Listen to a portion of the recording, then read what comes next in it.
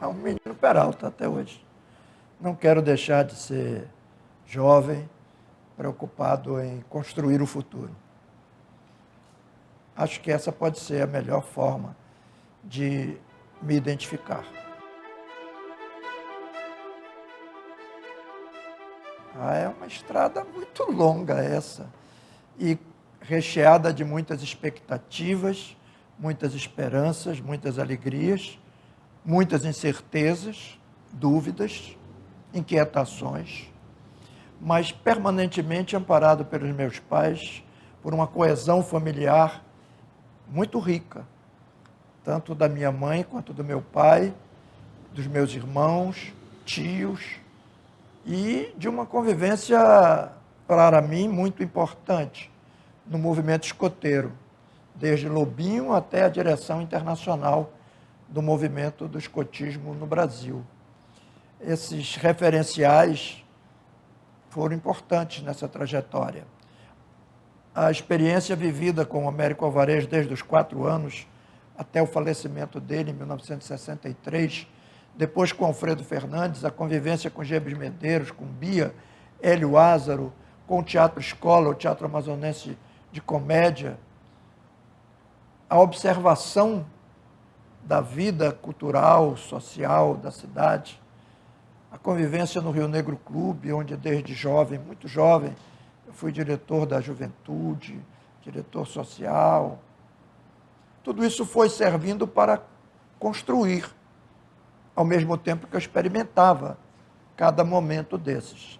Depois a experiência política no Parlamento Municipal, nos partidos políticos, uma experiência que eu resolvi interromper para me dedicar à gestão da política cultural do Estado a partir de janeiro de 1997 e até outubro de 2017, praticamente 21 anos da minha vida dedicados à gestão da política cultural.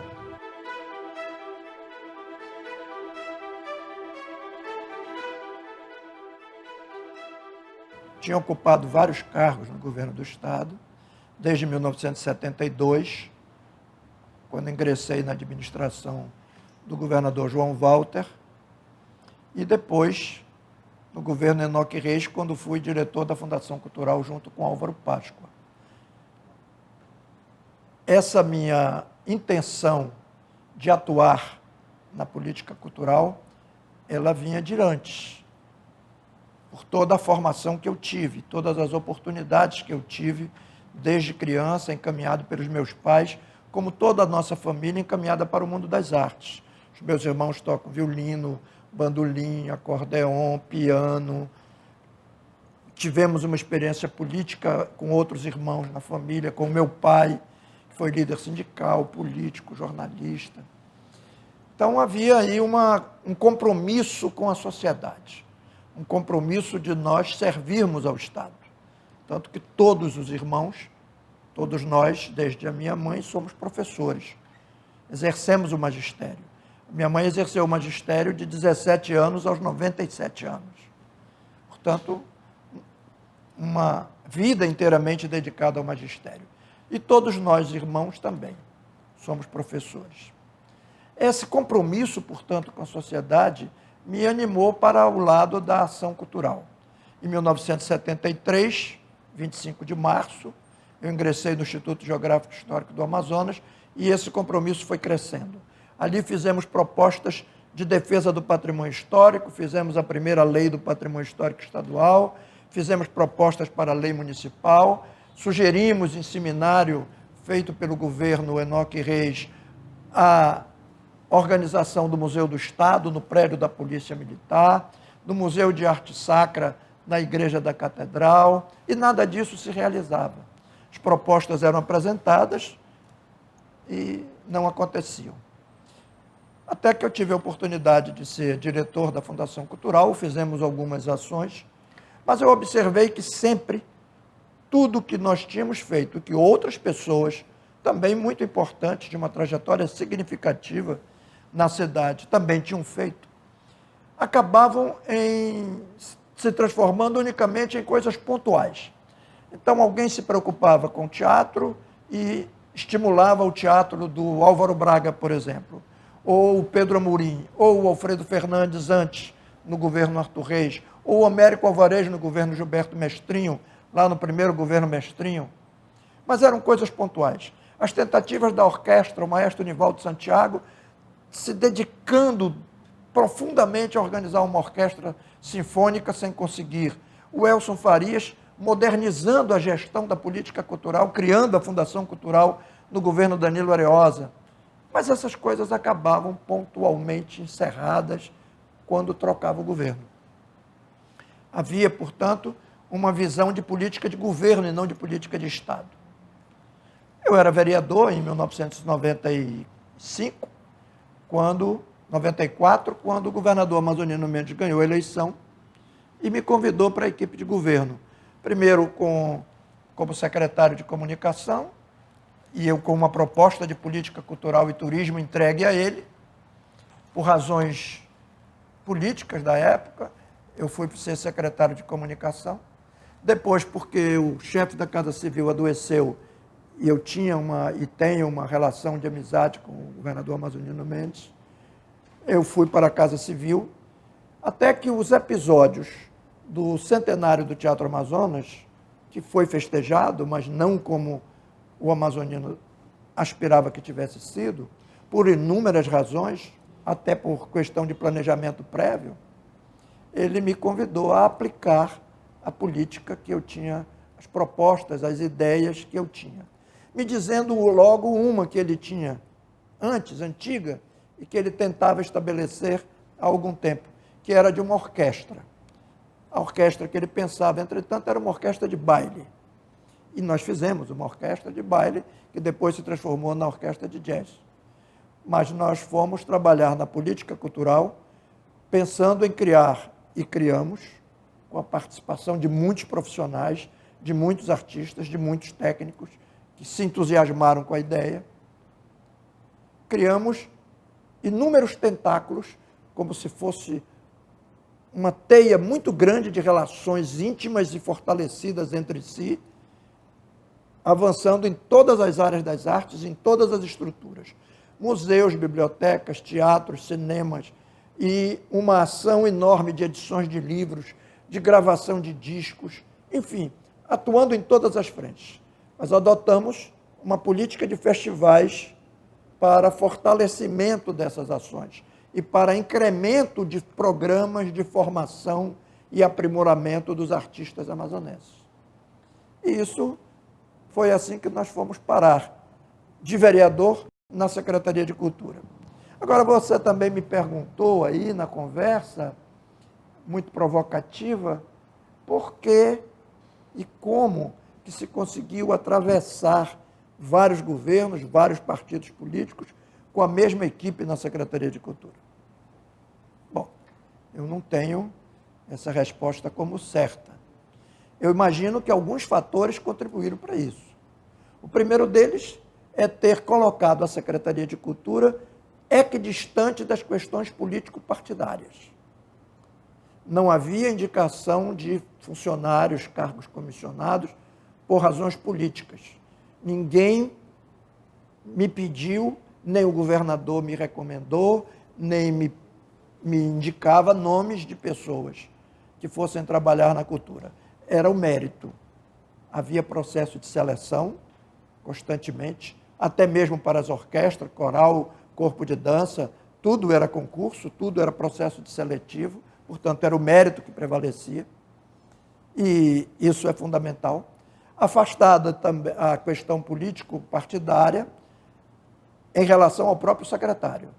Eu, em 1996, quando acabou o meu mandato de vereador, o segundo mandato de vereador, eu não concorri mais a nenhuma eleição e me desfiliei de partidos políticos para evitar que essa influência partidária viesse a interferir na gestão da política de cultura que eu pretendia desenvolver, com uma equipe que eu reputo e renovo os meus agradecimentos, uma equipe brilhante, entusiasta, dedicada, apaixonada pelo que fazia e competente. O outro aspecto é que nós conseguimos mostrar que a ação cultural podia repercutir favoravelmente na boa visibilidade do governo, podia repercutir favoravelmente para o Estado, podia gerar emprego, podia gerar renda, podia desenvolver-se como uma ação econômica com repercussão, inclusive, no turismo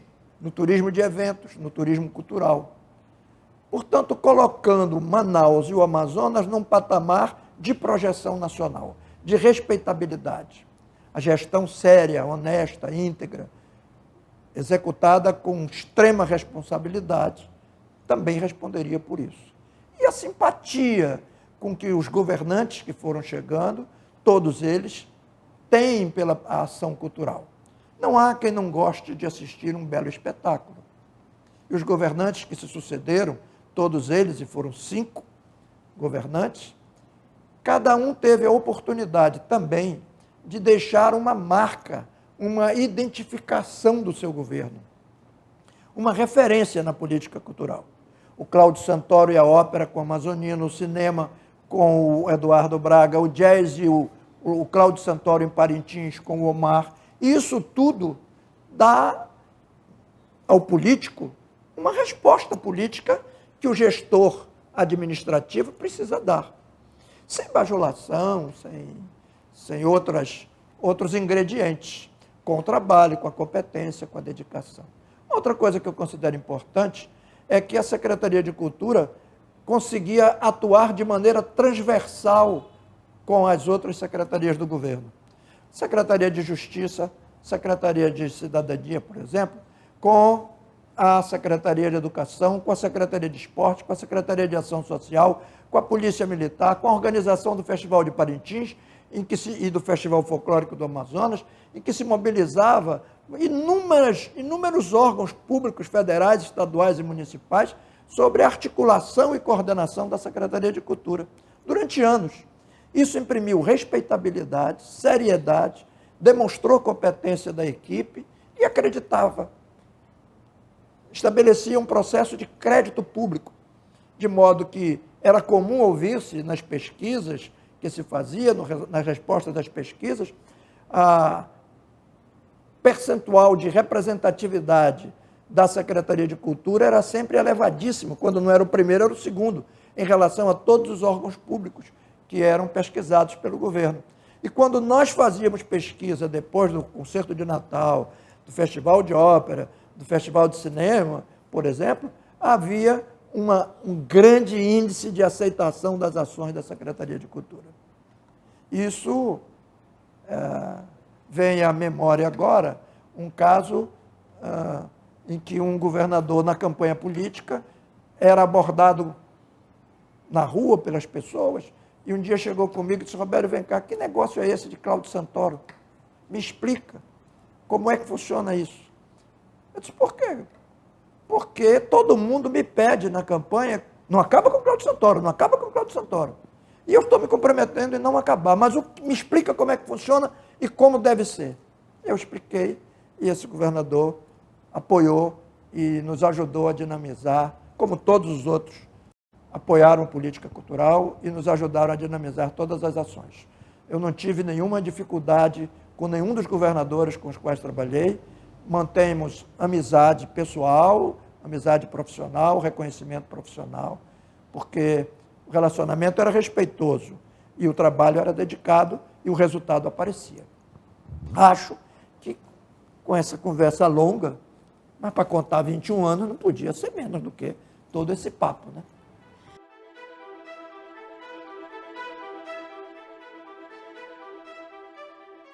Há um período expressivo de tempo em que eu pude contribuir com a minha terra.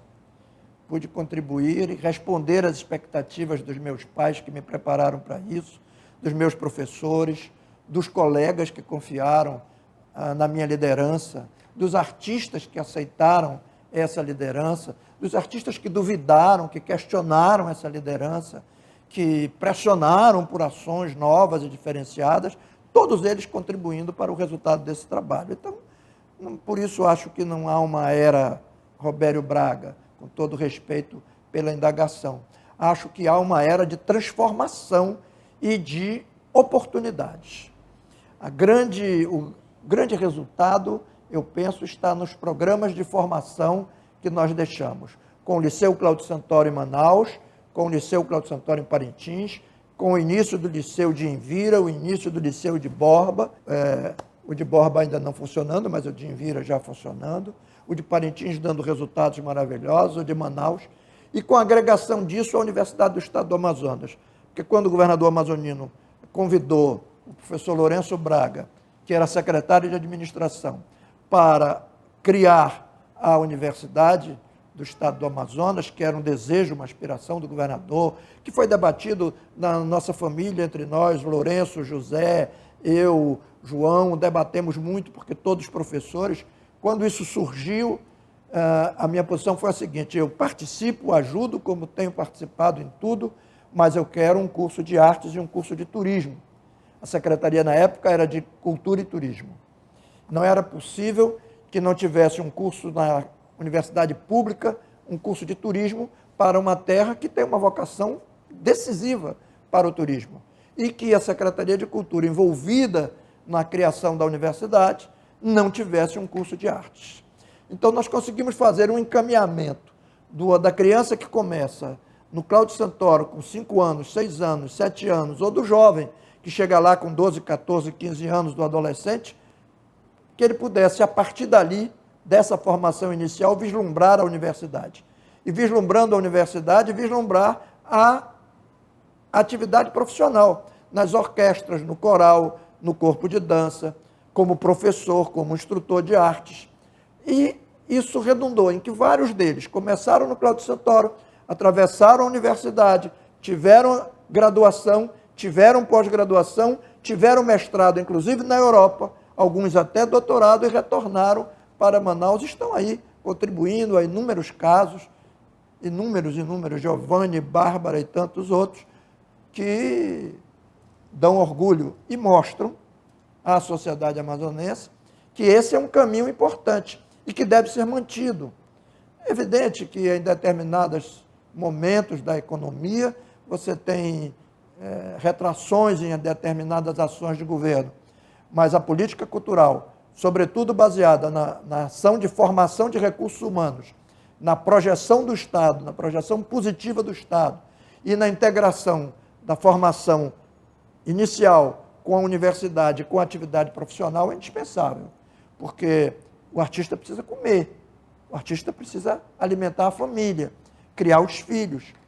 E normalmente você imagina que a atividade artística é só um diletantismo. Não, são profissionais de alta qualidade, de alto nível. Eu lembro bem quando nós falamos em curso de cinema na universidade e conseguimos bolsas de estudo para cineastas amazonenses irem estudar na universidade em Cuba, por exemplo, terem essa experiência, ou irem como hoje grandes campeões nossos foram a vários festivais internacionais, quando nós trouxemos para cá diretores, produtores, criadores, artistas de cinema do mundo, de alto peso, alto quilate, que estiveram aqui conosco. Isso, às vezes, tinha reações de pessoas dizendo: não, festival, caro, para que festival, para que orquestra? A orquestra gerou muitos frutos, o festival gerou muitos frutos, a atividade econômica no campo da cultura cresceu grandemente, os artistas amazonenses tiveram a oportunidade de se aperfeiçoar, se profissionalizar e, sobretudo, de se realizar, de mostrar o que são capazes de fazer, de ter oportunidade das exposições de arte nas galerias, de visitar as bibliotecas, de conviver nos museus, de participar dos festivais aqui e fora daqui. Eu acho que foi uma revolução.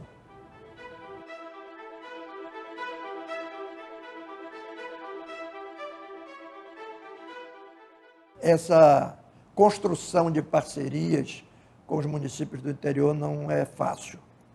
Nós conseguimos algumas e não conseguimos tanto quanto desejávamos.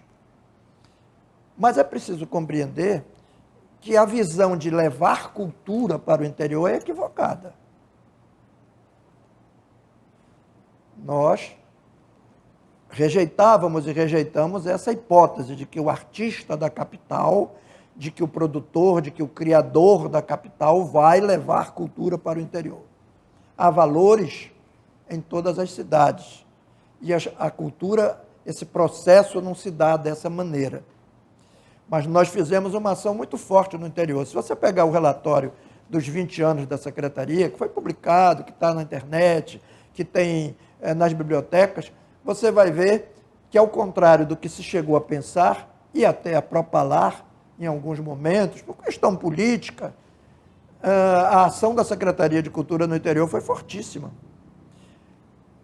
Quem atuou na projeção do Festival Folclórico de Parintins? Indiscutível a qualidade dos artistas parintinenses. Indiscutível a tradição do festival e a beleza daquela festa e a qualidade do que aqueles jovens, alguns não tão jovens, fazem, ou vestido de vermelho ou vestido de azul. Mas era preciso criar as condições profissionais para isso. A infraestrutura, a prefeitura aderiu, o governo do estado topou fazer, várias empresas da iniciativa privada entraram e o festival ganhou a proporção que ganhou. É possível fazer isso em outros lugares? Sim. Mas é preciso que haja, na festa popular que se vai impulsionar, autenticidade, originalidade, raiz. E que outras ações foram feitas? Dezenas. Bibliotecas, livros, bandas de música para o interior. Nós atendemos 41 municípios. Todas as festas folclóricas, religiosas e de aniversário da cidade de todos os municípios do Amazonas durante 20 anos, praticamente todos os municípios eram patrocinados pela Secretaria de Cultura. Agora, o que faltava? Faltava haver nos municípios estrutura para esse diálogo direto institucional. Não havia Secretaria Municipal de Cultura. E quando havia, ela não tinha condições mínimas de funcionamento. Os municípios, na sua maioria, são muito pequenos, com uma receita muito restrita, mal conseguem fazer os programas de saúde, de educação, de coleta de lixo e de pagamento de salário. Essa é uma realidade que não se pode afastar. Agora, vários municípios aproveitaram essas ações, dinamizaram suas políticas. Eu estou dando aqui um exemplo, por exemplo, de Envira, que tem o Liceu Cláudio Santoro, um município muito pequeno, no ponto mais distante. Eu até invoco a opinião da nossa Rosa Malagueta, que esteve lá, do Kennedy, que esteve lá fazendo o trabalho com a população daquele município. Como estiveram em Borba. E mais, como os artistas de lá vieram para cá participar de produções, acompanhar produções de vários municípios do interior que vieram para Manaus nessa relação, nesse intercâmbio. Não foi tanto quanto na capital? Não, não foi. Poderia ter sido? Não. Era impossível ser pela falta de estrutura nos municípios para que essa política de ação cultural pudesse se desenvolver.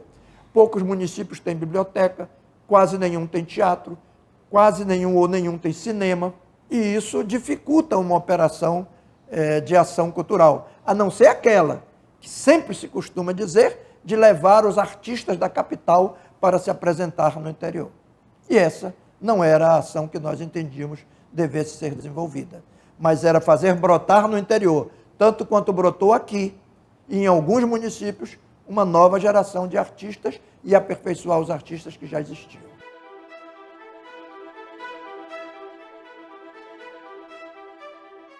Para mim, é enriquecedora sob todos os pontos de vista.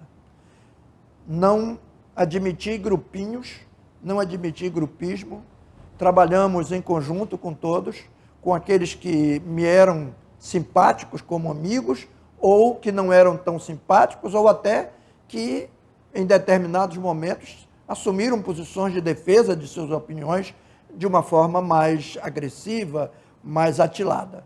Não me causaram nenhum incômodo no meu trabalho, ao contrário, me enriqueceram como pessoa, contribuíram decisivamente todos para que houvesse correção de rumos quando precisava haver, houvesse ajustamento de editais que nós publicávamos constantemente para a participação dos artistas. Eu acho que foi uma convivência rica, espero que também eles possam ter aproveitado a experiência da equipe da Secretaria de Cultura. Quando fizemos juntos os festivais de teatro, por exemplo, o Festival de Teatro da Amazônia, criado pela classe, ao tempo do Nonato Tavares na liderança, e que depois a Secretaria se incorporou e atuou para projetá-lo. O Festival de Música, concebido em conjunto com os artistas, o Festival de Dança em conjunto com os artistas da área, e dinamizando isso, né? A participação de artistas no concerto de Natal sem indicações políticas. Havia o processo seletivo, o artista era chamado, se apresentava, fazia o teste, era aquele que cabia no papel, teria bom desempenho, estava de acordo com a proposta da direção artística, ele ia trabalhar e ia receber. Esta é uma outra coisa significativa. A ação da Secretaria de Cultura nos governos nos quais eu tive o privilégio de ter o apoio de todos os governadores, e faço questão aqui de dizer o nome: Amazonino, Eduardo, Omar, Melo e Davi Almeida. Com todos eles eu trabalhei. E de todos eles eu tive o apoio necessário, indispensável para a política cultural acontecer, na proporção do que cada um podia diante do momento econômico e do momento político partidário daquela fase da vida amazonense. Todos eles, os artistas, foram tratados de maneira profissional. Não havia um pedido da Secretaria de Cultura para uma atividade gratuita. O trabalho era remunerado, como deve ser, profissionalmente, à proporção do que o governo podia, claro. Não estamos falando aqui de grandes remunerações, nem de grandes cachês, mas o tratamento a relação era profissional. Contrato, apresentação, cachê.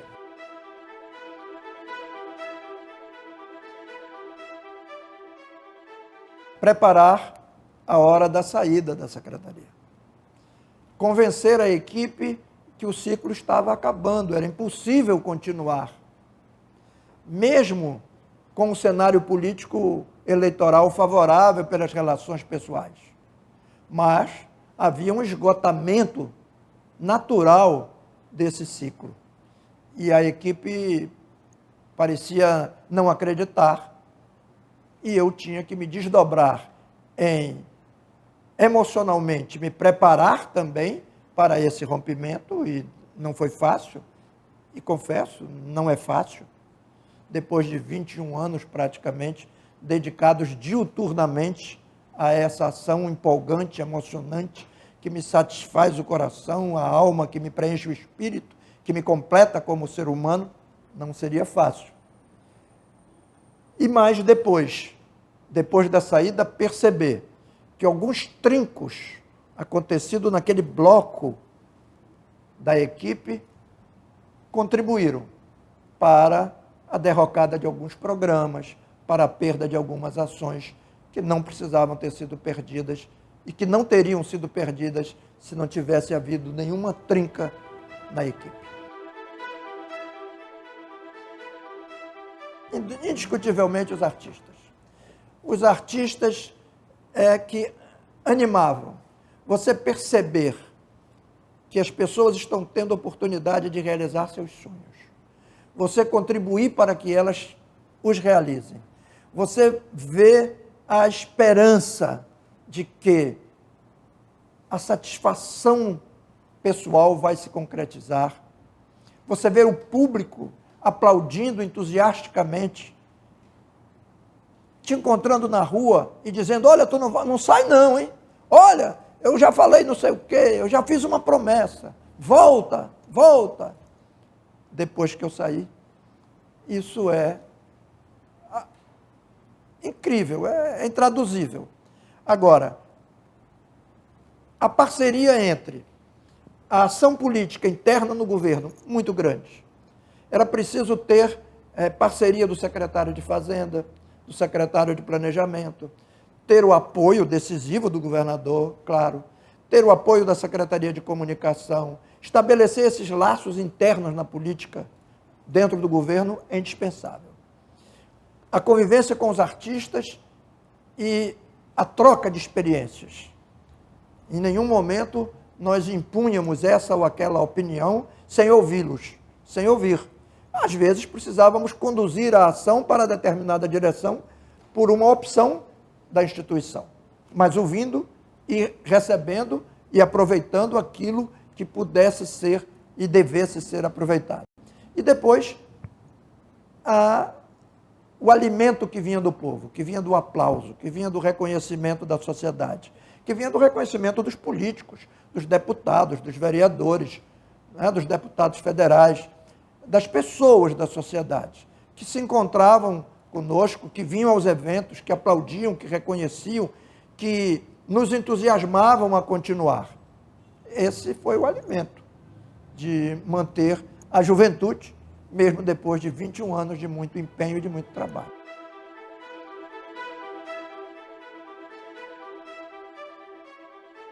Um dia desse eu me lembrei de um registro indevido que tem num determinado lugar da cidade sobre a Orquestra Amazonas Filarmônica, dizendo lá que quem fez foi fulano de tal. Aí eu me lembrei que quem fez o projeto da Orquestra Amazonas Filarmônica, colocou no papel todas as ideias que nós tínhamos a respeito de como fazer uma orquestra, de onde fazer, foram duas pessoas, a Cléia Viana e o Beto do Bluebirds. Beto, músico do Bluebirds, que trabalhavam juntos da Secretaria de Cultura, bem no comecinho, junto comigo, eu dando as ideias, as sugestões, opinando, dizendo o que eu queria, revisando com eles e eles fazendo. Eles fizeram, do começo ao fim, o primeiro grande projeto da Secretaria de Cultura, inspirado numa decisão política do governador amazonino Mendes de criar uma orquestra. Criamos a orquestra de baile e criamos a Orquestra Amazonas Filarmônica para fazer a ópera, para dar vida ao Teatro Amazonas, para atrair a atenção do mundo para a floresta amazônica de maneira positiva, para dar oportunidade aos artistas de teatro, dança, música, cinema, fotografia, perucaria, cenaristas, costureiras, bordadeiras, de atuarem em grandes espetáculos. E começamos isso quando nenhum funcionário do Teatro Amazonas tinha visto até então nenhuma ópera. E 3 anos depois, todos eles estavam produzindo, de uma maneira ou de outra, ópera. E agora, exportando ópera. Então, às vezes, indagar de quem partiu da equipe. As ideias, os projetos eram discutidos, debatidos. Agora, pessoalmente, eu tinha um plano programado para a ação de política cultural no Amazonas. Eu não posso ser modesto a tal ponto de dizer que eu não sabia o que eu queria fazer. Eu sabia o que queria e o que devia. Eu tive a oportunidade de, com recursos públicos do Estado do Amazonas, fazer um curso na Universidade de Brasília, com uma bolsa da Organização dos Estados Americanos, de Administração de Política Cultural. O Sérgio Cardoso também fez, pouco tempo depois que eu fiz. Portanto, eu tive a oportunidade de ser preparado para ser gestor cultural. Sabia os desdobramentos, como deixei um plano para mais 10 anos, no dia que saí. Expus ao artista que me sucedeu na secretaria, em reunião longa, de quase 6 horas de reunião, ponto por ponto, todas as ações da secretaria, todos os projetos e todos os desdobramentos que poderiam ser adotados.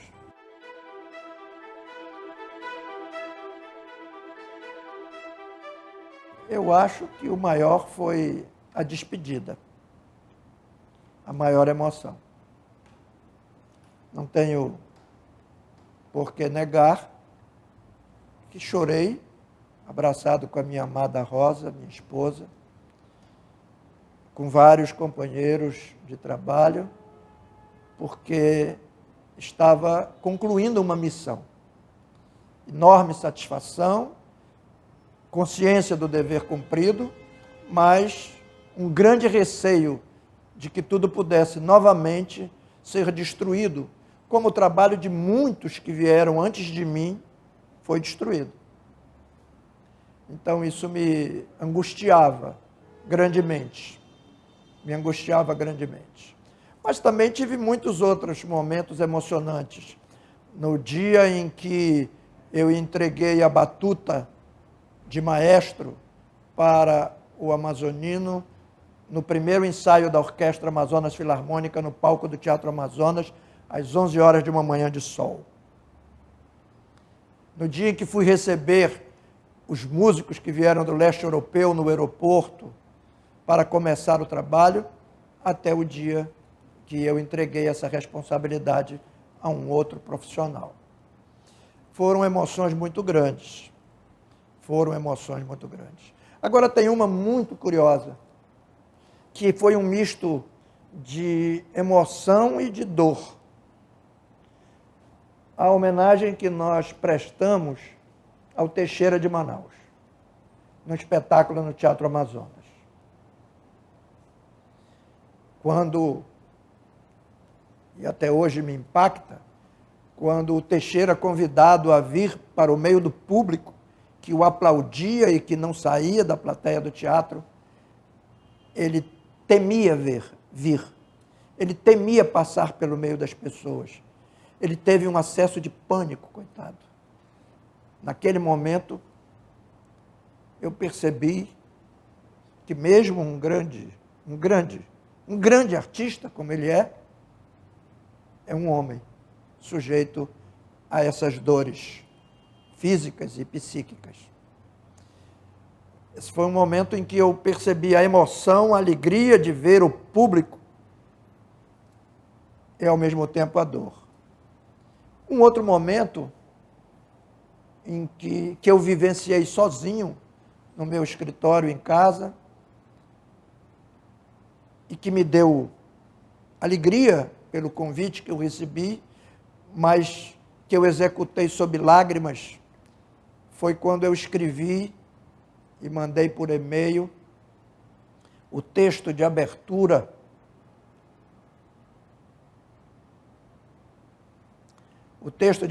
do show do Arlindo Júnior no Teatro Amazonas.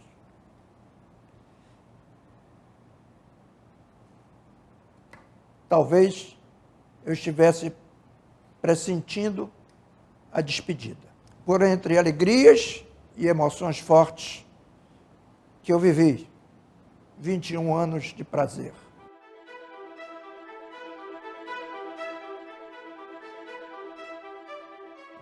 Nenhum arrependimento. Consciente de que não devo ter acertado sempre, que errei algumas vezes, errei até muitas vezes. Sei que errei procurando fazer o melhor. Sei que errei procurando dar de mim o melhor. Como toda a equipe dava. Entusiasta, todos.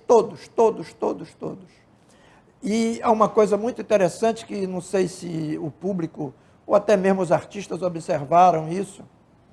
Havia um evento da secretaria em que todos os setores, todos os funcionários tinham participação direta. Era o concerto de Natal. E eu me lembro uma vez que a minha diretora administrativa e financeira, portanto, acostumada a lidar com papel, orçamento, contrato, pagamento, nota fiscal, compra de coisas e serviços, ela no rádio, querendo participar, querendo ajudar, ela dizia para mim e para a Beth, o que é que eu faço com esses balões? O que é para eu fazer com esses balões? Mas ela queria participar. Era a forma dela participar do grande espetáculo que era o concerto de Natal, para o qual nós trouxemos equipes profissionais da Disney que com certeza contribuíram qualitativamente na formação, no aprimoramento de técnicos em várias áreas na nossa terra. Durante 3 anos, realizando um trabalho magnífico, espetacular, inigualável, que era um ponto de referência para a política cultural do turismo no Amazonas. E que ainda pode voltar a ser.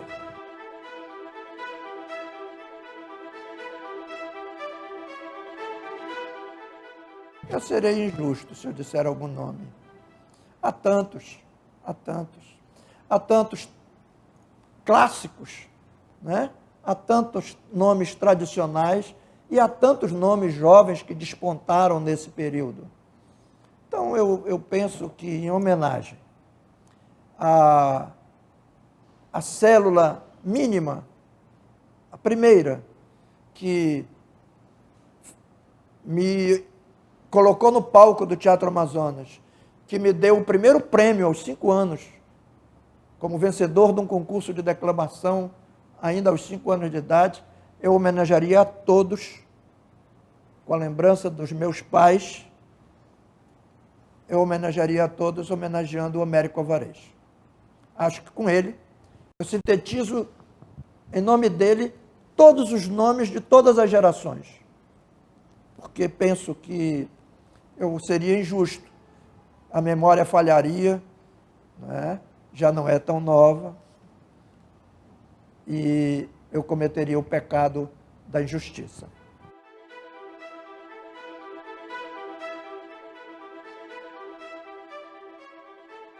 O país retrocedeu gravemente. Há um descompasso entre o que vinha proposto, embora eu tivesse algumas restrições, em determinado momento até muitas restrições, mas havia uma ação coordenada, institucionalmente articulada, buscando novos caminhos, conseguindo realizações importantes. E hoje nós não temos essa condição. O cenário atual, embora compreendendo as opções políticas dos governantes, o cenário atual descredenciou a área de cultura quando é inconcebível que isso pudesse acontecer. Embora, digo de novo, respeite as decisões políticas de governo, mas não concordo com elas e nem concorrerei para que elas continuem. Sou peremptoriamente contra. Acho que deve haver uma ação de política cultural institucional, como nós tínhamos com a criação do Ministério da Cultura. Primeiro com a criação da Secretaria Nacional de Cultura, da qual Marcos Vilaça foi ministro, e depois com a criação do Ministério da Cultura, que teve nomes exponenciais. Até Celso Furtado, um dos maiores economistas do mundo, foi ministro da Cultura do Brasil. Isso precisa ser observado e respeitado.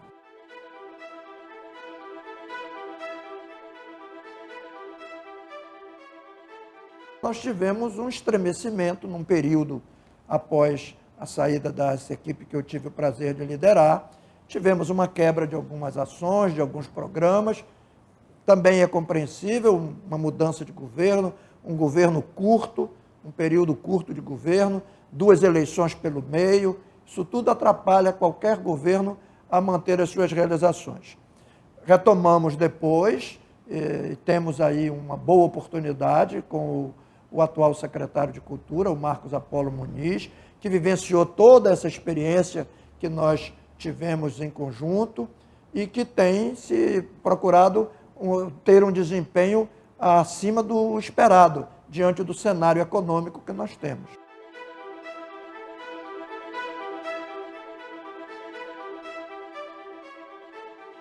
Olha o que fizeram contigo, olha o que tu fizeste. Sei não, talvez eu dissesse mais uma das muitas vezes, obrigado aos meus pais. Eles, a razão de tudo. Aos meus irmãos, parceiros, eles, a razão de tudo. E agora dissesse aos meus filhos e netos, vejam, não se sintam responsáveis, cumprirem os caminhos que eu cumpri. Cada um tem os seus próprios caminhos. O que vocês devem fazer é cada um buscar o seu com ética, com dignidade, com consciência, com respeito pelos outros e pelas diferenças, que cada vez mais se aprofundam na sociedade brasileira. Talvez eu pudesse, como garotinho de 4, 5 anos,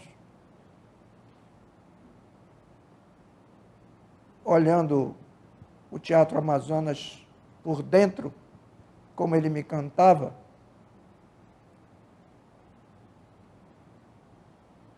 dizer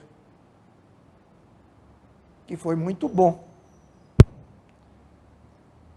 ter a oportunidade de cuidar e cuidar bem do Teatro Amazonas e de promover o reconhecimento justo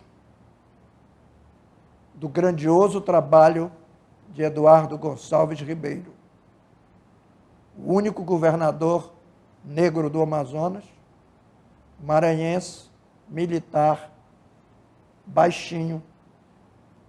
E eu digo isso porque tudo isso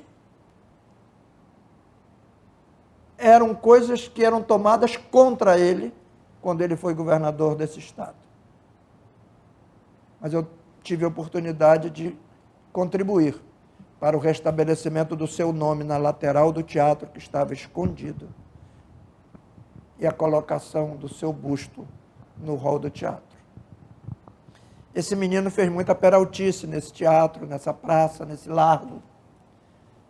E esse rapaz e esse homem pôde depois fazer outras peraltices para abrir o coração e renovar a esperança dos jovens que queriam ser artistas ou que eram artistas e não tinham palco para exercitar a sua arte.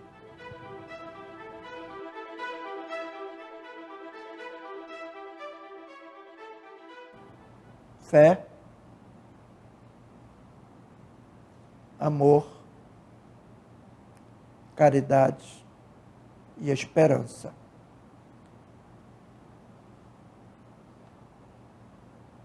Foram essas as lições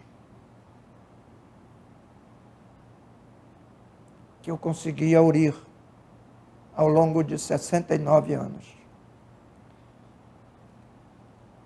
E que desejo que você, que está assistindo, reflita sobre a importância dessas pequenas palavras e conduza a sua vida nesse caminho.